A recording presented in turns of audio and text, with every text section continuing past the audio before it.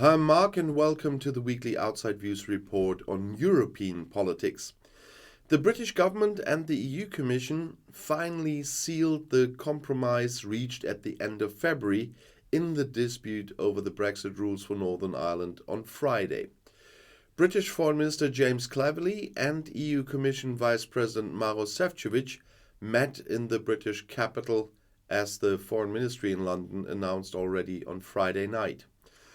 The British House of Commons approved the compromise known as the Windsor Framework with an overwhelming majority on Wednesday. The European Council also approved the agreement this week. The agreement was launched at the end of February by Prime Minister Rishi Sunak and EU Commission President Ursula von der Leyen. It is intended to end the dispute over the Brexit rules for the north of the Irish island, known as the Northern Ireland Protocol. Both sides want to put the Brexit quarrels behind them and strengthen cooperation again. I look forward to continued effective cooperation with the EU on key issues such as security and energy, Cleverly said. London is also hoping to be reinstated in the Horizon Research and Innovation Programme. Also high on the British agenda is the desire to work with the EU and its member states to stop irregular immigration across the English Channel. While London and Brussels are now in agreement, the dispute in Northern Ireland is not over. The largest unionist party, the DUP, continues to reject the protocol despite the improvements and is still blocking the formation of a government in that part of the country.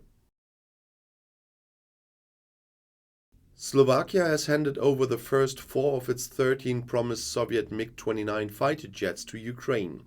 Defense Minister Jaroslav Nat announced this on Facebook on Thursday. His spokeswoman confirmed the information also to the German press agency.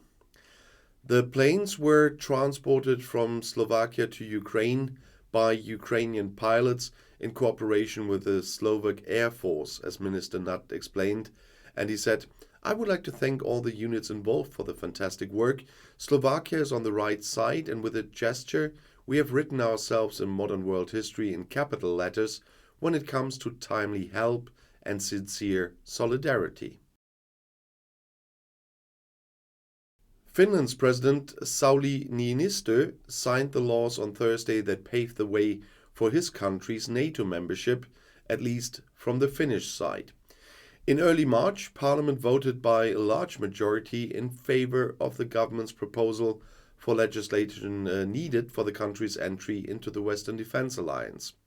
After the vote, Niinistö announced that he wanted to approve the whole thing before the Finnish parliamentary elections on April 2nd. However, Finland still has to wait for Turkey and Hungary to ratify its membership application. All other 28 NATO members have already agreed to their joining. Hungary wants to ratify Finland's accession on March 27th, and Turkey has also announced that it intends to vote on it soon. After years of dispute, the German Bundestag passed an electoral law reform that is intended to reduce the size of parliament and limit it permanently to 630 MPs. A draft by the Social Democrats, the Greens and the Liberals achieved the required simple majority on Friday in Berlin. 399 MPs voted for the reform. As the deputy president of the Bundestag, Aydan Özgür, announced, 261 MPs voted against, 23 abstained. While the Greens and Liberals voted unanimously for the changes, the Social Democrats had 2 no votes and 1 abstention. The Union and the Left Party see themselves disadvantaged by the reform. They each announced that they would go to the Federal Constitutional Court. After the vote, CDU leader Friedrich Merz made it clear that he was aiming for a norm control procedure. His union faction has the required quarter of the votes in the Bundestag. During the debate, opposition politicians accused the so-called traffic light factions of having tailor-made electoral rights to stay in power. Norway has delivered 8 Leopard 2 tanks to Ukraine for use in the war against Russia.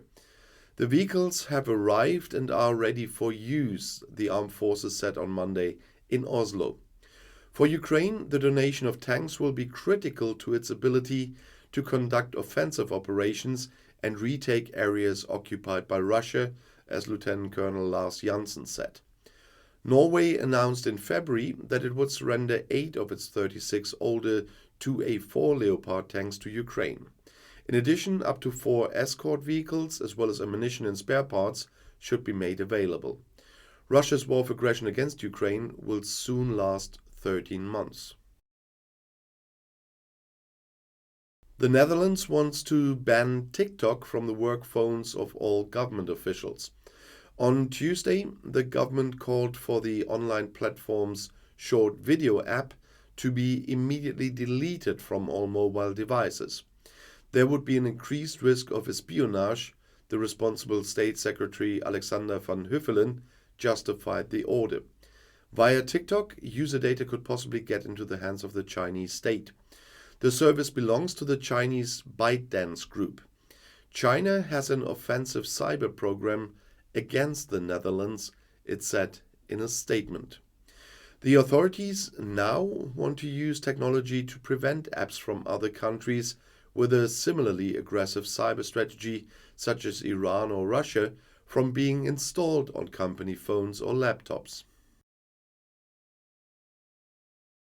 The Ukrainian Military Intelligence Service has claimed responsibility for the murder of what they call a traitor in the Russian-occupied territories. The organizer of the torture chambers in the Cherson region, Sergei Moskalenko, was recently liquidated in the temporarily occupied territory, as the intelligence service said on Monday. The dead man worked with the Russian occupiers and was the head of a detention center in the southern Ukrainian region of Cherson. The attack itself took place on Friday. Before the Russian invasion a good 13 months ago, the man, who was born in 1978, owned a local security company. Every war criminal awaits his just punishment, the authorities threatened. The media reported on Sunday about a car bomb in Skadovsk in southern Ukraine.